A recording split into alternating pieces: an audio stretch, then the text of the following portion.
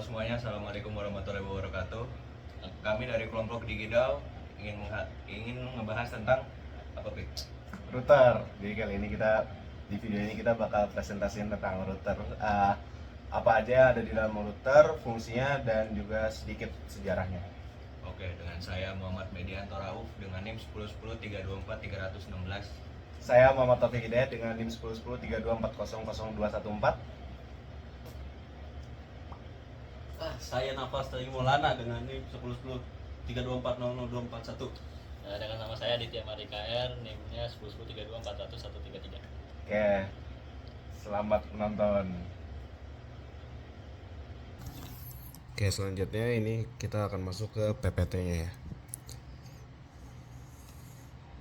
Dan ini anggota-anggota dari kami yang tadi sudah perkenalan. Oke, yang pertama adalah pengenalan terhadap router. Apa itu router? Router adalah perangkat jaringan yang menghubungkan dua atau lebih jaringan serta mengarahkan lalu lintas data berdasarkan alamat IP. Untuk komponen dari router sendiri itu ada RAM, NVRAM, CPU, flash, bus, ROM, interface, dan power supply. Selanjutnya akan dijelaskan apa dari masing-masing alat perangkatnya. Pertama ada RAM. Fungsi dari RAM itu adalah dipakai untuk fast switching cache, packet queue, running configuration, dan juga memberi informasi terkait routing table. Di mana routing table berfungsi untuk menunjukkan jalur mana yang harus dilalui pada saat meneruskan data dalam jaringan. Selanjutnya ada NVRAM. Fungsi dari NVRAM sendiri itu adalah sebagai tempat penyimpanan startup configuration berbeda dengan RAM. Ketika power dimatikan, apa yang ada di dalam NVRAM tidak akan hilang. Di dalam perangkat yang sama, peran NVRAM dapat digantikan oleh EEPROM. Sementara pada perangkat berbeda, NVRAM berperan sebagai flash dalam menjalankan proses booting. Selanjutnya ada CPU atau Central Processing Unit. Fungsi dari CPU itu adalah komponen yang berfungsi menjalankan instruksi atau perintah dalam operating system. Selain itu, CPU pada router juga berperan sebagai pengontrol jaringan interface berskala besar yang terdiri dari beberapa CPU. Di samping itu, CPU juga memiliki fungsi untuk menginisialisasi sistem dan juga fungsi routing. Selanjutnya ada flash. Fungsi dari flash itu adalah sebagai tempat penyimpanan iOS atau Internet Working Operating System secara keseluruhan. Sebab itulah mengapa software image akan menuju flash ketika mencari operating system. Anda dapat mengupgrade iOS dengan cara menambahkan iOS baru ke dalam flash.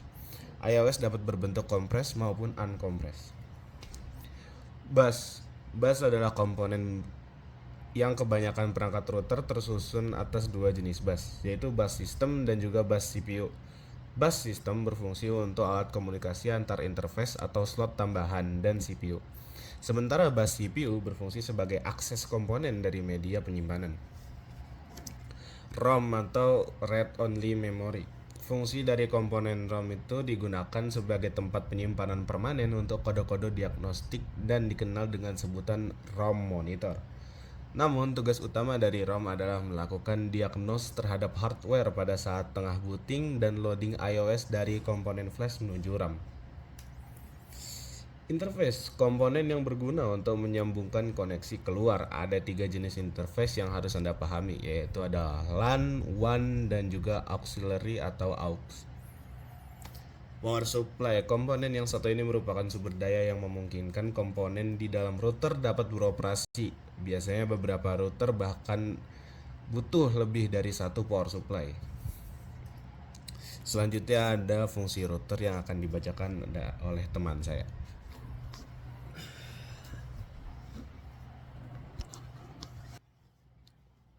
Ya, untuk fungsi router, untuk yang pertama ada menghubungkan jaringan. Router berfungsi sebagai jembatan antar jaringan yang berbeda, misalnya LAN rumah yang terhubung ke jaringan ISP atau public IP. Lalu router menerjemahkan alamat IP internal atau LAN ke alamat publik internet menggunakan NAT, yaitu Network Address Translation. Dengan begitu, perangkat di LAN bisa mengakses internet, padahal mereka tidak punya alamat IP publik. Lalu yang kedua ada pemisah jaringan. Router membagi satu jaringan dengan jaringan lain menjadi segmen yang berbeda, sehingga lalu lintas data tidak bercampur langsung. Contohnya jaringan A sama dengan LAN kampus, jaringan B sama dengan internet dari ISP. Router menjadi pemisah, data dari LAN hanya bisa keluar atau masuk ke internet melalui router. Lalu yang ketiga, menerapkan keamanan. Router tidak hanya menghubungkan, tapi juga bisa melindungi jaringan dari lalu lintas yang berbahaya. Fitur keamanan router biasanya firewall, menyaring paket data yang boleh atau tidak boleh masuk, akses control list atau ACL, membatasi akses hanya untuk IP atau port tertentu. Ketiga, NAT, menyembunyikan alamat IP internal agar tidak langsung terlihat dari luar. Lalu VPN, Virtual Private Network, membuat jalur aman untuk komunikasi antar jaringan. Filter konten atau parental control, membatasi situs atau layanan tertentu. Lalu selanjutnya ada cara kerja router yang akan dijelaskan oleh teman saya.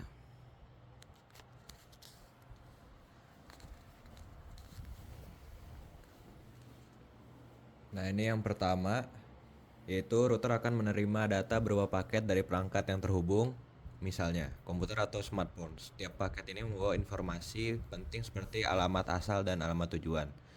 Nah, lalu setelah itu router akan membaca alamat tujuan pada paket tersebut. Dari sini router bisa mengetahui kemana data itu seharusnya dikirimkan. Langkah berikutnya adalah router menentukan jalur terbaik menggunakan table route atau routing table. Proses ini bisa dilakukan secara manual maupun otomatis dengan protokol tertentu agar data sampai lebih cepat dan efisien. Jika jalurnya sudah ditemukan, router akan segera meneruskan paket data tersebut ke perangkat berikutnya, entah itu router lain, switch, atau langsung ke perangkat tujuan. Nah, selain itu, router juga berperan dalam membagi koneksi internet ke banyak perangkat sekaligus dengan teknologi NAT. Router mengubah IP private di jaringan lokal menjadi IP publik sehingga bisa dikenali di internet.